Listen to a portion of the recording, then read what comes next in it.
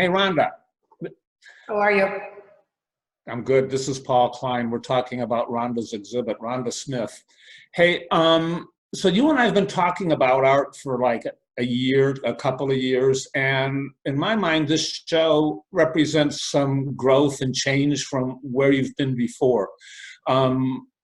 What have you set out to accomplish? Uh, well, I moved from painting for my entire career to just now 3D work. So thinking, and I knew I had this show coming up, and thinking about a year ago that I could do the whole show in 3D was kind of ridiculous. But it was so compelling to start working with all these materials, which you don't do in painting, that everything kind of went along by itself. And what I felt like I wanted to do was to put a 3D show on, because I could express things in 3D that I've been trying to express in flat and paint forever and just always failed. So that was one thing. And the other thing is just to get the artist community's reaction, whether that was artists or whatever. When you set out to do this, I mean, how far could you see from where you were? Could you see to where you got, or could you only see a certain distance? Oh no, I could not see to where I got. Yeah.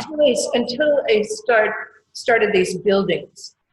And once I started making these buildings out of wire and clay that were a little... behind you, I can see something that's yellow and amorphous and cloud-like. Yeah. That's not a building. That is the element of sulfur. Okay.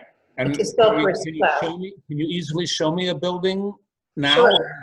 So you began making so I mean, it's in your thought process was an evolution.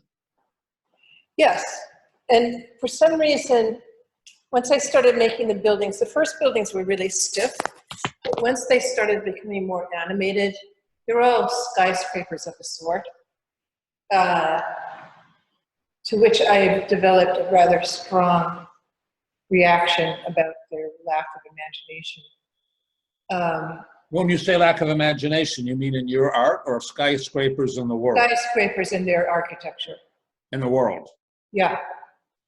And it feels like you're making a comment. It doesn't feel like this is just pretty art for art's sake. It feels like there's content involved. And it feels like we're talking about just detritus and the human relationship to it. That's what I'm picking up on. Exactly. Okay. The hubris. I mean, it's incredible that we can do these things that are 60 stories high, but what are we doing them for? Especially when now they've all become these pencils, and that's it. Or I just heard of a new set of very luxury condos here, a new building. And if you're on the very top floor, your penthouse is $40 million. You can live on the floor below for the same footprint and pay $20 million. I mean, what's the point? I guess the people on the floor below can buy more of your art. Yes, they could. Do you feel like people get the message via art differently than, I mean, like, are people receiving the message? Is there, you're communicating something, where does it go? Yeah, sometimes I think it doesn't go anywhere. My hope would be that it goes to their, right into their solar plexus. There being, who's there? Who's ever coming to view the work. And a lot of people don't get into a gallery. True. So There's something about that. That's a different issue. Of those who get in, I mean, this show's only been up for a very short period of time so far. What kind of feedback are you getting? What are you hearing? I heard, especially from peers and those that I admire, that they felt like I had a really